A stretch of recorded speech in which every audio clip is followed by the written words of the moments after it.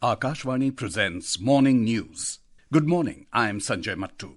The headlines. Former Prime Minister Dr. Manmohan Singh's last rites to be performed with full state honours in New Delhi today.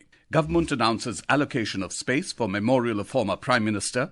NIA conducts searches at multiple locations belonging to banned maoist outfit in Chhattisgarh and Jharkhand. Country records highest ever coal production in the year 2023-24.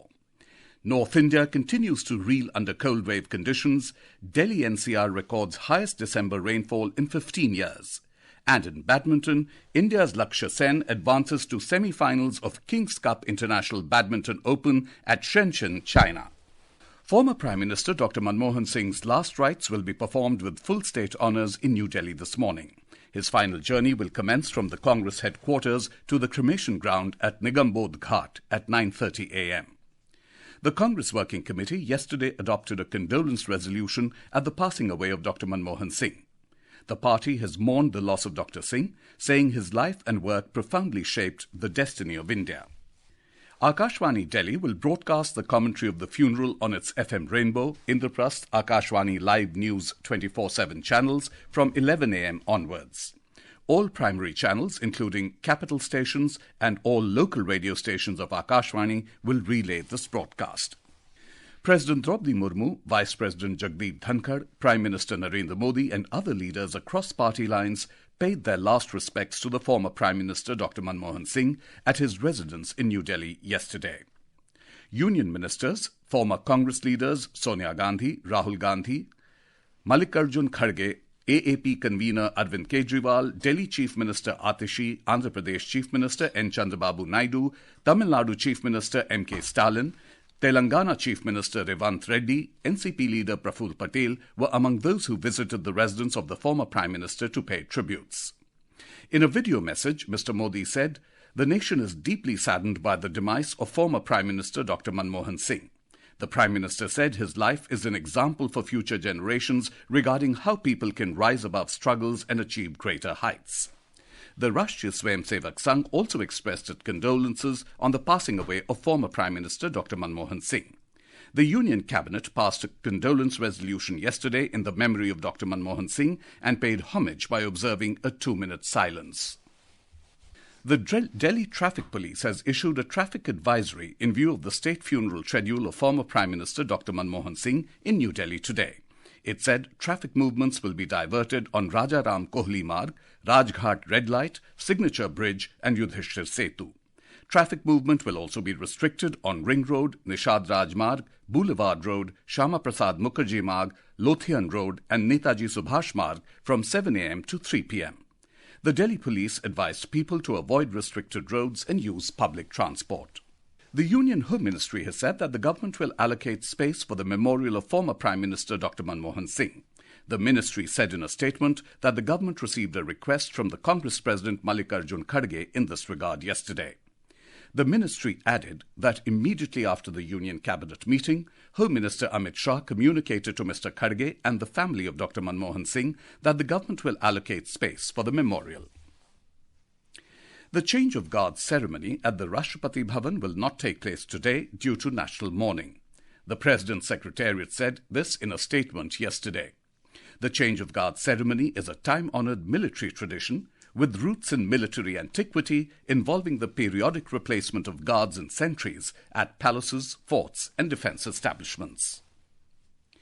The Bihar Public Service Commission, or BPSC, has said that the 70th Integrated Combined Preliminary Competitive Examination, CCE 2024, will not be cancelled.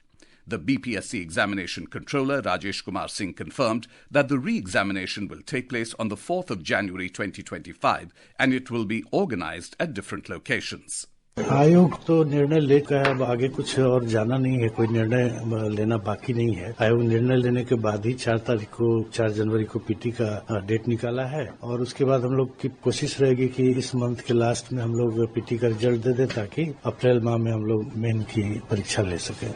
Addressing the claims of the protesting students, the BPSC examination controller asserted that they have not provided any substantial proof to support their allegations. which he described as fabricated. Mr. Singh added that the Commission is preparing for holding an examination for those candidates who appeared at the Bapu Examination Centre. In Madhya Pradesh, the e-Mandi scheme is being expanded in other mandis of the state. The scheme is being implemented in 41 more mandis from January 1. More from our correspondent. E-Mandi scheme of Madhya Pradesh State Agriculture Marketing Board is already implemented in 42 mandis. The government has set a target to convert all 259 mandis to e-mandis by April next year. Under the e-Mandi scheme, the proceedings from entry into the mandi premises to auction, weighing and payment will be computerized. The record of agriculture produce being sold by the farmers in the mandi will also be available online on a real-time basis. This will reduce crowd in the mandis and will be convenient for the farmers. Sanjeev Sharma, Akashvani News, Bhopal. Akashvani News brings you glimpses of 2024 in its special year-ender series. Today we take a look at the key initiatives and achievements of the Department of Social Justice and Empowerment. A report. The government is implementing several welfare schemes for the socially, educationally and economically marginalized sections of the society. This year, more than 18 lakh students belonging to scheduled caste received pre-matric scholarships for which the department released over 437 crore rupees. Over 41 lakh SC students were also given post-matric scholarships worth nearly 5,000 crore rupees. Under the Shrestha scheme, nearly 3,000 students were selected for admission in 142 private residential schools. Under the Pradhan Mantri Anusuchit Jati Abhyuday Yojana, over 5,000 villages were declared as Adarsh Gram. Under it, 1,655 projects were sanctioned for 3 lakh beneficiaries. This year, PM Suraj portal was launched to consolidate and streamline economic empowerment initiatives under a single digital platform for the backward classes. During 2023-24, under the PM Daksh scheme, over 80,000 beneficiaries were provided training through 112 empaneled training institutes. Waste pickers were also recognized as a target group under the government's Namaste scheme in the financial year 2024-25. With Priya Mondal, Sumit Saha for Akashvani News, Delhi. This is Akashvani giving you the news. For quick news updates round the clock, follow us on our X handle @AIR News Alerts. And for details of these stories and more, log on to our website newsonair.gov.in and download the News on AIR app. The National Investigation Agency, NIA, conducted searches on various locations in remote villages of Chhattisgarh and Giridih district of Jharkhand yesterday in connection with the CPI maoist attack on a polling and security team during the state assembly elections last year. During the searches, the NIA team seized 1.5 lakh rupees cash, including Nakshal pamphlets, booklets, mobile phones and digital devices, and other incriminating materials. India has witnessed the highest ever coal production in 2023-24.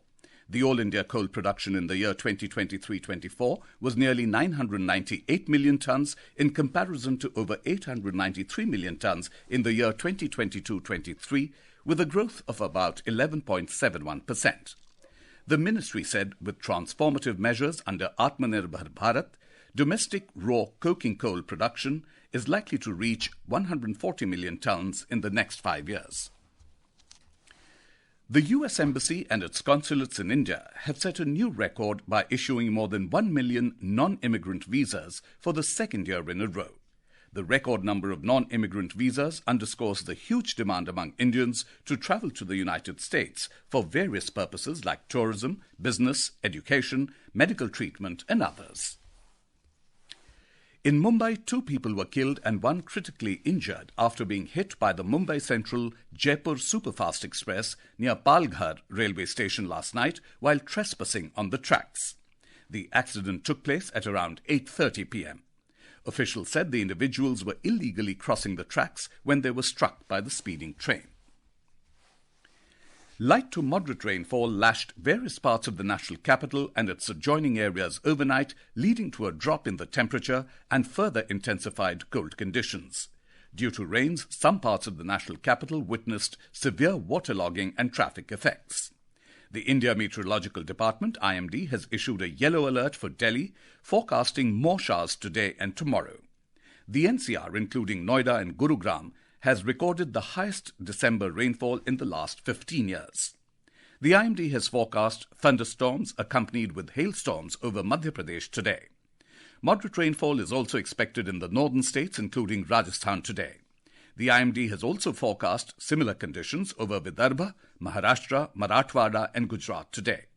It also said dense fog conditions are likely to prevail during late night and early morning hours over Punjab, Haryana, Chandigarh and Jharkhand for the next 2 to 3 days. Similar conditions are also expected in the northeast states of the country for the next 2 days. In Himachal Pradesh, intermittent snowfall in the higher reaches and rainfall in the lower plains areas has intensified the cold wave.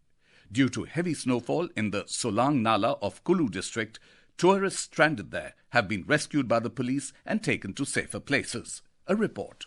This is the second snowfall in a week, which has blocked roadways at several places in the state, affecting normal life. In Solang Nala of Kulu district, around 1,000 tourists and other vehicles were stranded due to heavy snowfall yesterday. Around 5,000 tourists were stranded in these vehicles, who are safely rescued by the Kulu police till late night and taken to safer places. However, farmers and horticulturists are happy for this snowfall and rain, as they are expecting a good harvest. Meanwhile, the local Met Department has predicted that the spell of snowfall and rain will continue in the state today also. Prabha Sharma, Akashvani News, Shimla. On to sports now. In the King's Cup International Badminton Open, Indian ace shuttler Lakshya Sen has advanced to the semi-finals, defeating Hong Kong China's Angus Ng Ka Long in Shenzhen, China yesterday. The 12th-ranked Indian defeated his 17th-ranked opponent 10-21, 21-13, 21-13. The victory marks Lakshya Sen's first win against Long in his 4 meetings. He is one of the 8 top badminton players competing in the 3-day King's Cup event. Lakshya will take on Chinese Tin Hu Zhe-an in the semi-final today.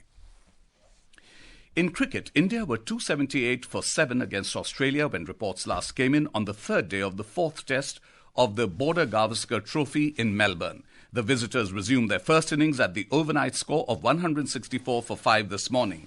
They are still trailing by 195 runs.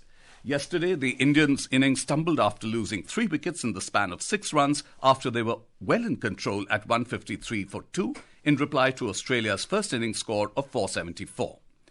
Earlier on day 2 yesterday, the hosts were all out for 474 in their first innings. Stephen Smith scored 140 runs for the hosts. For India, Jasprit Bumrah took 4 wickets, while Ravindra Jadeja bagged 3. In the Indian Super League football, East Bengal Football Club is set to face Hyderabad Football Club in Hyderabad today. The match is scheduled to begin at 5 p.m. On the other hand, Chennai FC will take on Bengaluru FC in Chennai this evening. The match is scheduled to begin at 7:30 p.m. And now for a look at today's newspapers, it's over to Shagun Chopra. Thank you, Sanjay.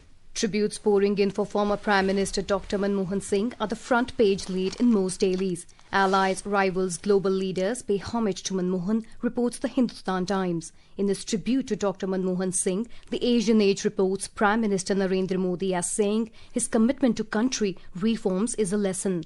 On the worsening health condition of farmer leader Jagjit Singh Daliwal, who is on an indefinite fast, the Hindu writes SC gives Punjab government 24 hours to hospitalize farmer on hunger strike. The death of one of the plotters of the 26/11 Mumbai terror attack is widely noticed in the press. The Indian Express reports 26/11 plotter Makki, brother-in-law of Hafiz Saeed, dies in Lahore. Taking note of the Household Consumption Expenditure Survey 2023-24, the Indian Express reports household spending on food rises in rural areas, shrinking gap with urban centres. And with that, it's back to you, Sanjay. Thank you, Shagun. And now, before we end the bulletin, the headlines once again. Former Prime Minister Dr. Manmohan Singh's last rites to be performed with full state honours in New Delhi today. Government announces allocation of space for memorial of former Prime Minister. NIA conducts searches at multiple locations belonging to banned maoist outfit in Chhattisgarh and Jharkhand. Country records highest ever coal production in the year 2023-24. North India continues to reel under cold wave conditions. Delhi NCR records highest December rainfall in 15 years. In badminton, India's Lakshya Sen advances to semi-finals of King's Cup International Badminton Open at Shenzhen, China. And for details of these stories and more, log on to our website, newsonair.gov.in. And with that, we end the morning news. Have a nice day.